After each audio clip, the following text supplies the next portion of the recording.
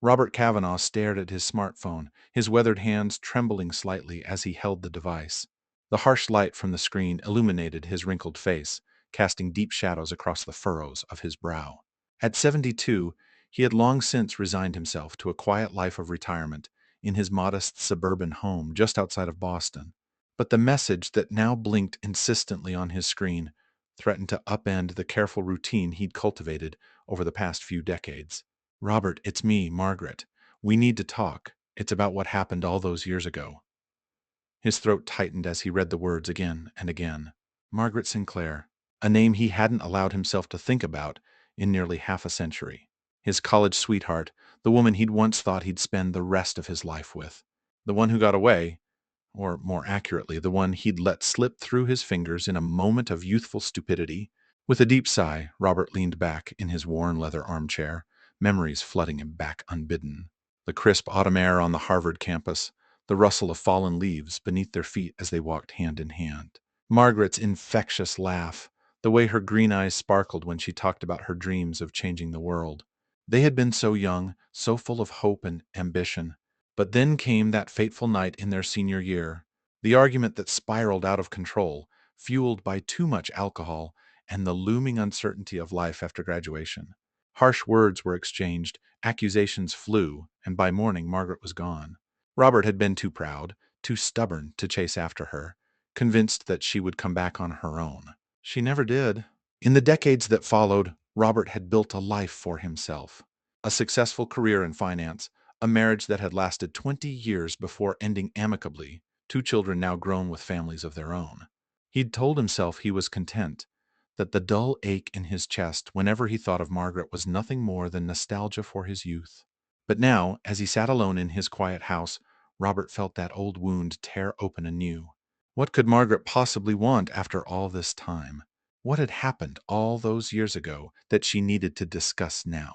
With fingers that felt clumsy and uncertain, Robert tapped out a reply. Margaret, I'm surprised to hear from you. Of course we can talk. What's this about? He hit send before he could second guess himself, then set the phone down on the side table. His heart raced as he waited for a response, feeling for all the world like that nervous college boy again, waiting for Margaret to agree to their first date. Minutes ticked by, each one feeling like an eternity. Robert's mind raced with possibilities. Had Margaret simply reached out on a whim, overcome by nostalgia? Or was there something more serious at play? At their age, health concerns were always a possibility.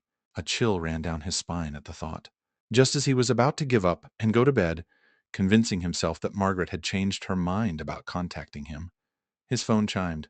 Robert snatched it up, fumbling with his reading glasses. There's no easy way to say this, Robert. Do you remember the night before we broke up? Well, there were consequences. You have a daughter. Her name is Elizabeth, and she wants to meet you. The phone slipped from Robert's suddenly numb fingers, clattering to the hardwood floor. A daughter. He had a daughter he'd never known about. A child who had grown up without him, who was now likely middle-aged herself. As the initial shock began to fade, it was replaced by a maelstrom of emotions. Anger at Margaret for keeping this secret for so long, grief for all the years he'd missed, all the milestones he'd never witnessed. And underneath it all, a tiny spark of hope and wonder at the thought of this unknown family member. Robert's hands shook as he retrieved his phone, staring at the message that had just turned his world upside down. He knew that whatever he said next would change the course of his life irrevocably. With a deep breath, he began to type, stepping into an unknown future that suddenly seemed both terrifying and filled with possibility. The following morning found Robert sitting at his kitchen table, a cup of coffee growing cold before him. He'd barely slept, his mind a whirlwind of memories and questions. The smartphone lay silent beside him, Margaret's earth-shattering message still displayed on the screen. With trembling fingers, he picked up the device and reread the words that had changed everything. You have a daughter. Her name is Elizabeth, and she wants to meet you. Elizabeth. He rolled the name around in his mind, trying to imagine the face of the woman who shared his blood. Would she have his eyes? Margaret smile? A strange mix of excitement and terror coursed through him at the prospect of meeting her. But first, he needed answers. Taking a deep breath, Robert dialed Margaret's number. It rang 3 times before a familiar voice, aged by the years but still unmistakably hers, answered. Robert, Margaret said softly, I wasn't sure you'd call. How could I not? He replied, his voice hoarse with emotion. Margaret, I don't even know where to begin. How? Why didn't you tell me? There was a long pause on the other end of the line. When Margaret spoke again, her voice was thick with unshed tears. I was scared, Robert. We were so young, and after that terrible fight, I thought you didn't want me anymore. By the time I realized I was pregnant, you had already left for your internship in New York. I convinced myself it would be better this way. Robert closed his eyes, remembering the pain and confusion of those early days after their breakup. He'd thrown himself into his work, trying to forget the ache in his heart. If only he'd known. I should have told you, Margaret continued. It was wrong of me to keep her from you. But as the years went by, it became harder and harder to find the right moment. Elizabeth grew up, and I was a coward, Robert. I'm so sorry. The anger Robert had felt the night before melted away, replaced by a profound sadness for all the lost years, the missed opportunities. Tell me about her, he said softly. Please. Margaret's voice warmed as she spoke of their daughter.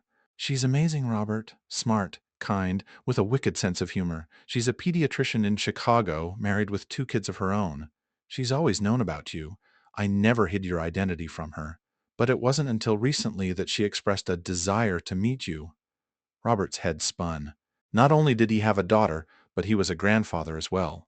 The enormity of what he'd missed threatened to overwhelm him. Why now? He asked. After all these years, why does she want to meet me now? There was a hesitation in Margaret's voice.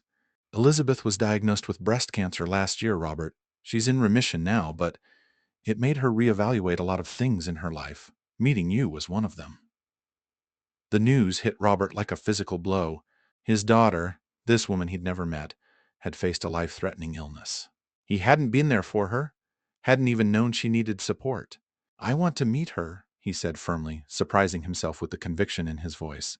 If she's willing, I want to know my daughter. Are you sure? Margaret asked gently. It's a lot to take in, Robert. No one would blame you if you needed time to process this. Robert shook his head, even though Margaret couldn't see him. I've missed out on her entire life, Margaret. I don't want to waste another moment. Please tell her I'd be honored to meet her. As they worked out the details for a meeting, Robert felt a mix of terror and exhilaration. In just a few days, he would come face to face with the daughter he never knew he had. It was a second chance he never expected, an opportunity to right the wrongs of the past. As he hung up the phone, Robert's gaze fell on a framed photo on his mantel. It was a picture of himself in his mid-20s, standing proudly in front of the New York Stock Exchange. He'd always seen that moment as the start of his successful career, the foundation of the life he'd built. Now, looking at that young man's confident smile, all Robert could think about was what he'd unknowingly left behind in Boston. A girlfriend carrying his child, a future that had unfolded without him. With a determined set to his jaw, Robert stood up. He had preparations to make, a lifetime of stories to condense, and a heart to open. In a few days, he would meet Elizabeth, and nothing would ever be the same again. Finally, the day arrived, and he was all set to meet his daughter. The bustling cafe in downtown Boston seemed an oddly mundane setting for such a momentous occasion. Robert arrived early, his heart pounding so loudly he was sure everyone could hear it. He chose a table near the back, away from the windows, hoping for some privacy, for what promised to be an emotional encounter. As he waited, Robert's mind raced through the countless scenarios he'd imagined over the past few days. Would Elizabeth be warm and welcoming, or cold and resentful? Would she see in him a father figure, or just a stranger who shared her DNA? The uncertainty was almost unbearable. He was so lost in thought that he almost missed her entrance. A woman in her late 40s, with chestnut hair streaked with gray and familiar green eyes that immediately brought Margaret to mind, scanned the cafe. When her gaze landed on Robert, a flash of recognition crossed her face. Robert stood, his legs unsteady beneath him. Elizabeth? He asked, his voice barely above a whisper. She nodded, a tentative smile playing at the corners of her mouth. Hi, Dad.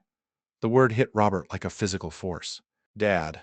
He was someone's dad. He'd been a father for nearly 5 decades without knowing it. And now, here was the proof, standing before him in flesh and blood. It's good to meet you, he managed, gesturing to the chair across from him. Please, sit down. As Elizabeth took her seat, Robert couldn't help but stare. He searched her features for traces of himself, finding them in the shape of her nose, the set of her jaw. It was surreal, like looking at a funhouse mirror version of himself, blended with Margaret's beauty. I'm not really sure how to start this, Elizabeth admitted, her fingers nervously toying with the menu. I've imagined this moment so many times, but now that I'm here, Robert nodded, understanding completely. I know what you mean. It's overwhelming, isn't it?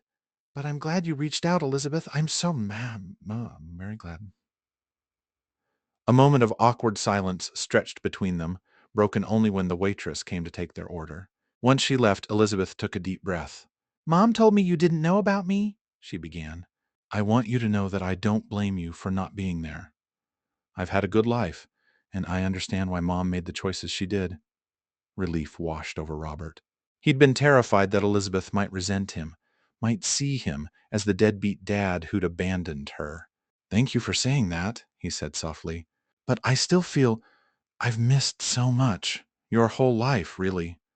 Elizabeth's eyes softened. We can't change the past, but we're here now.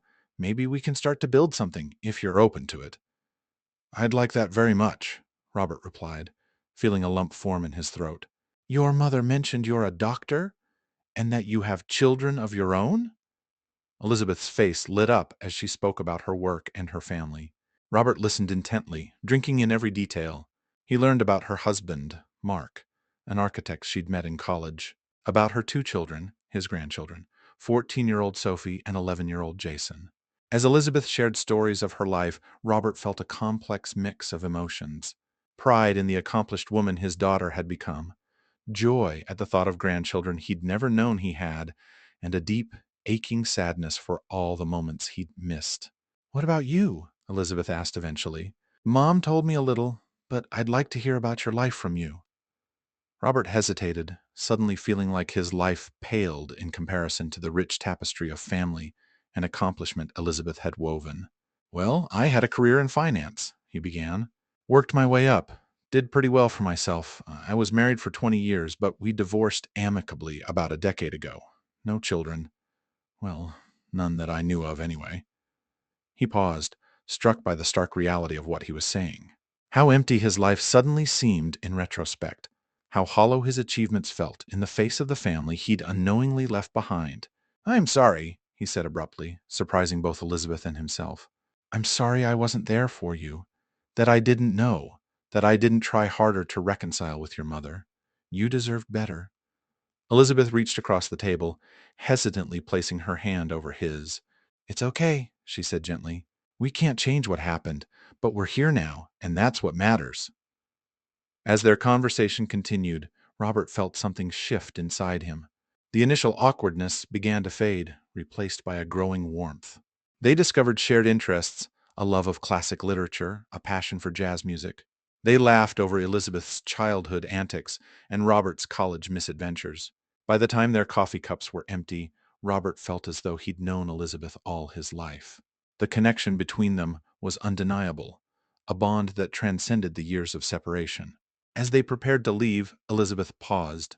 I was wondering, she said hesitantly, if you'd like to come to Chicago sometime. Meet Mark and the kids, only if you're comfortable, of course. Robert felt his heart swell. I'd be honored, he replied, his voice thick with emotion. I'd love to meet them. They parted with a somewhat awkward hug, the physical contact still new and unfamiliar. But as Robert watched Elizabeth walk away, he felt a sense of hope he hadn't experienced in years. This wasn't an ending, he realized. It was a beginning. As he made his way home, Robert's mind was already racing with plans.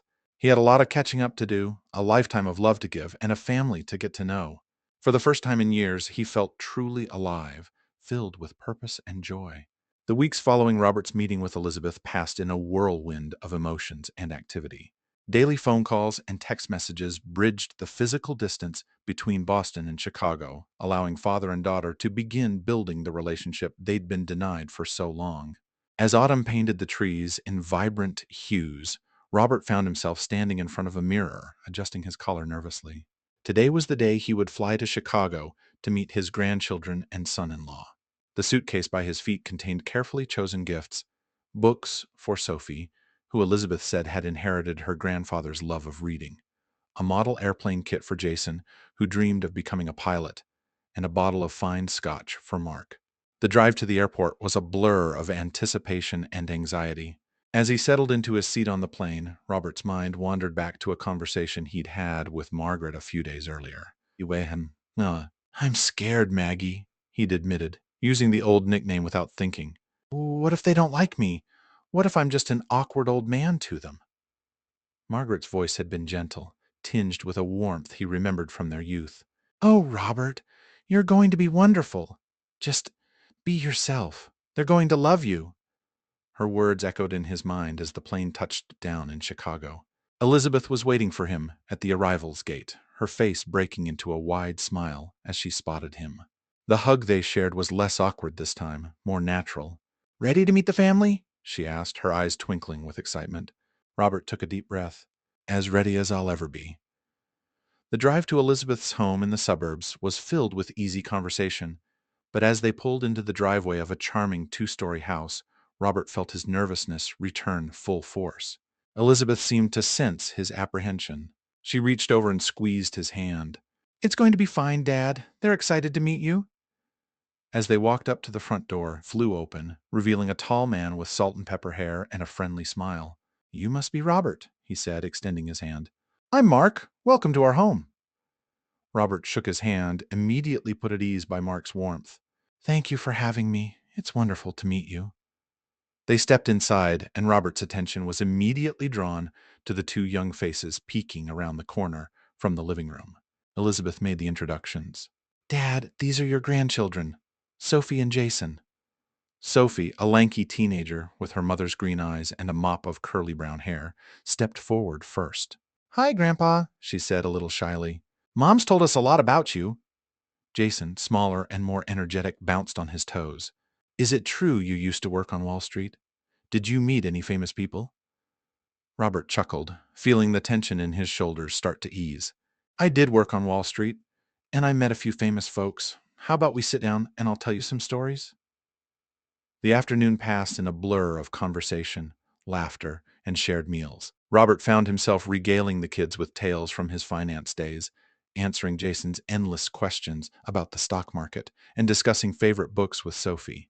Mark turned out to be an excellent cook, and over a delicious dinner, Robert felt the last of his anxiety melt away. As the evening wore on, Elizabeth suggested a family game night. They gathered around the coffee table, playing rounds of Scrabble and Uno. Robert couldn't remember the last time he'd laughed so much or felt so genuinely happy. During a lull in the games, as Mark went to make coffee, and the kids bickered good-naturedly over the rules of the next game, Elizabeth leaned close to Robert. How are you doing? She asked softly. I know this is a lot to take in. Robert looked around the room, taking in the scene. The family photos on the walls, the children's artwork proudly displayed on the refrigerator, the warm glow of the lamps casting a cozy light over everything. He felt a lump form in his throat. I'm doing wonderfully, he replied, his voice thick with emotion. Elizabeth, I can't thank you enough for letting me be a part of this, for giving me a chance to know you and your family. Elizabeth's eyes glistened with unshed tears. I'm glad you're here, Dad. We all are. As the night drew to a close and the kids were sent off to bed, Robert found himself sitting on the back porch with Mark, sharing that bottle of scotch he'd brought. You know, Mark said, swirling the amber liquid in his glass. Elizabeth was nervous about this too. She wasn't sure how it would all work out. Robert nodded, understanding completely. I'm grateful for how welcoming you've all been. It means more than I can say. Mark clapped him on the shoulder. Your family, Robert. It's as simple as that. Those words stayed with Robert as he settled into the guest room that night. Family.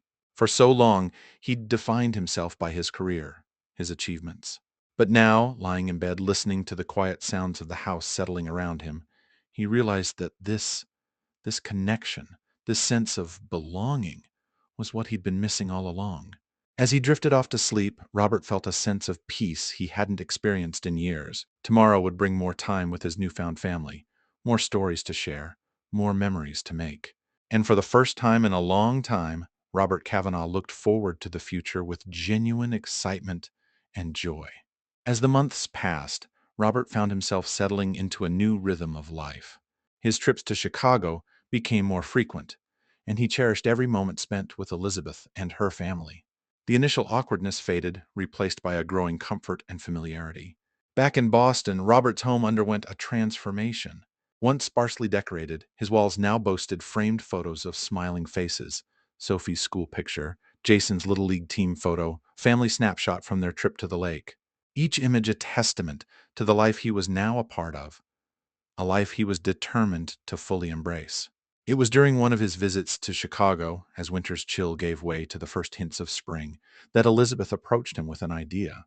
Dad, she began, a hint of nervousness in her voice, I've been thinking, what would you say to moving to Chicago?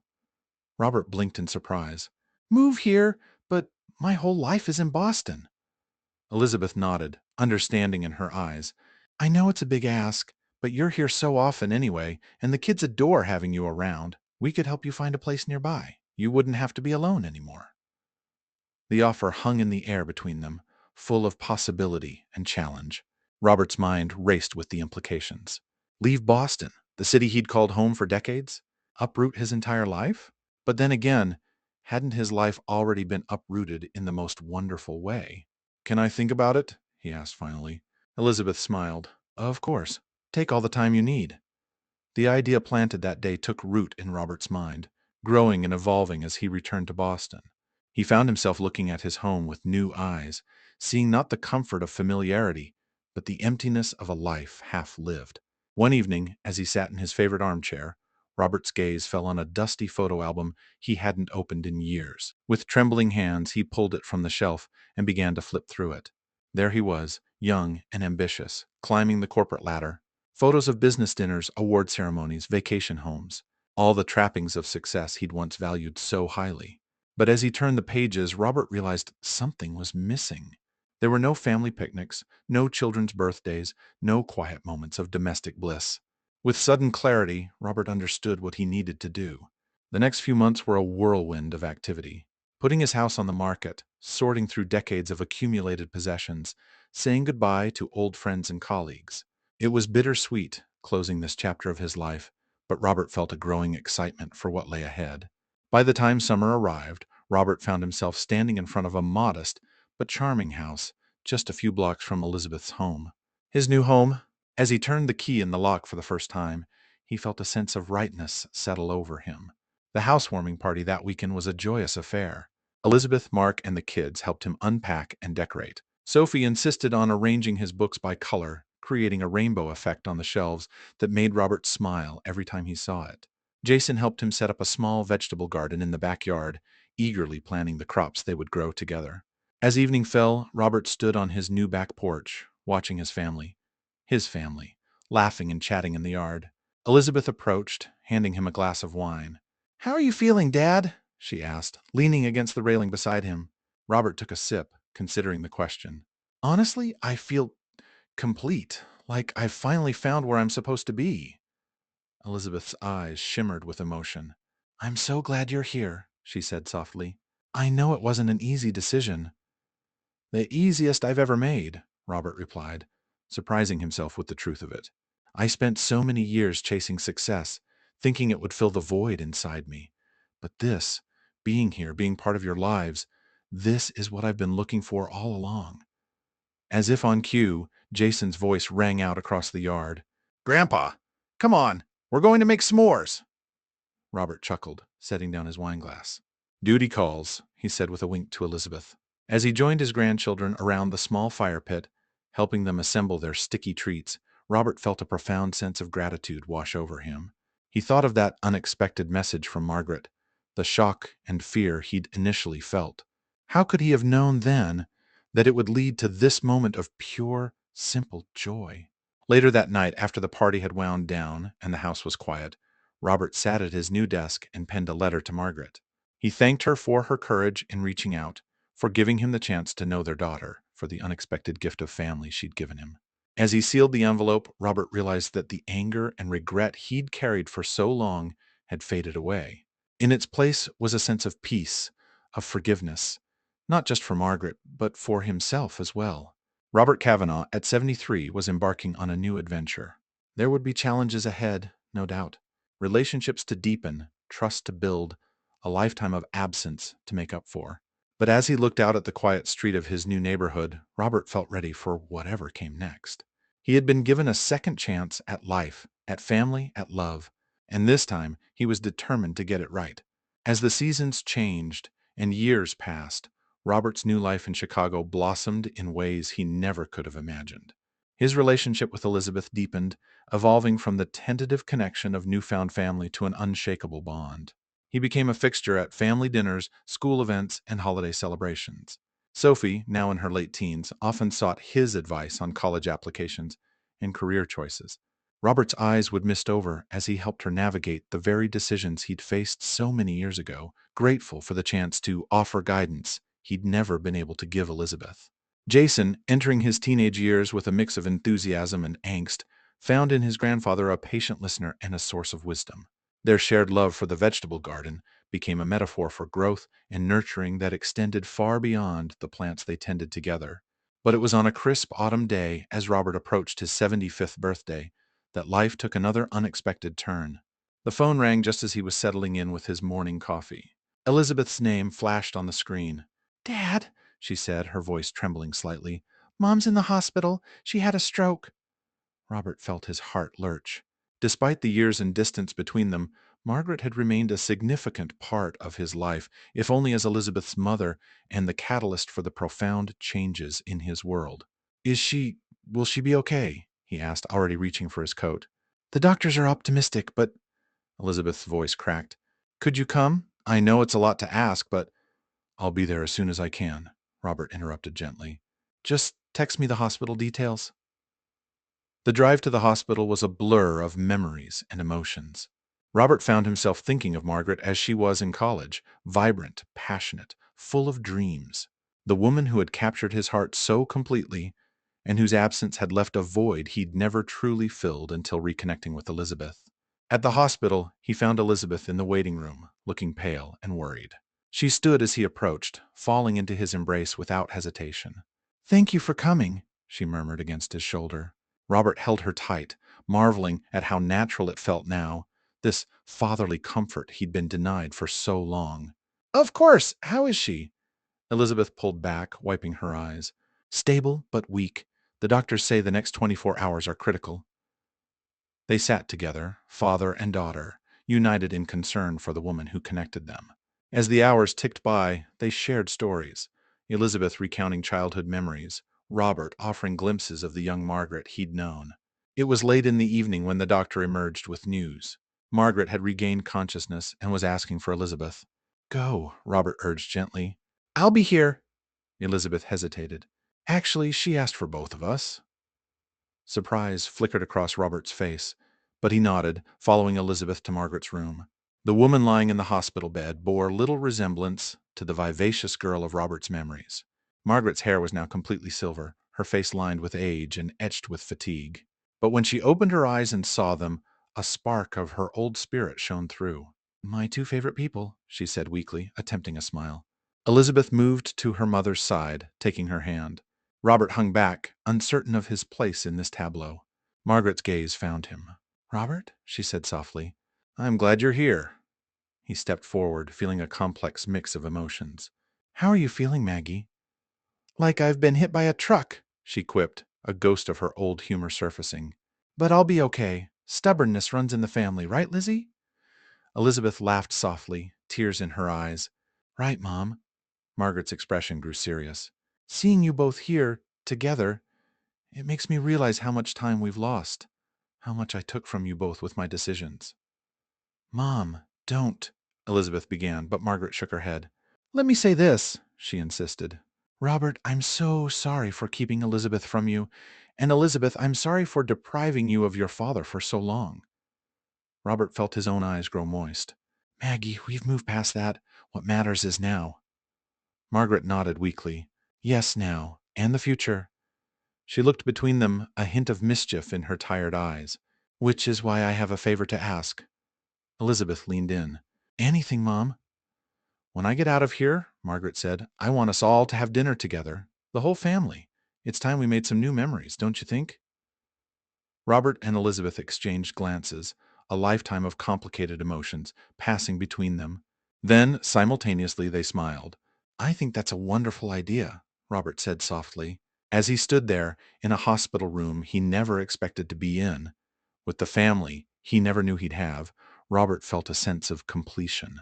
The circle that had been broken so many years ago was finally whole.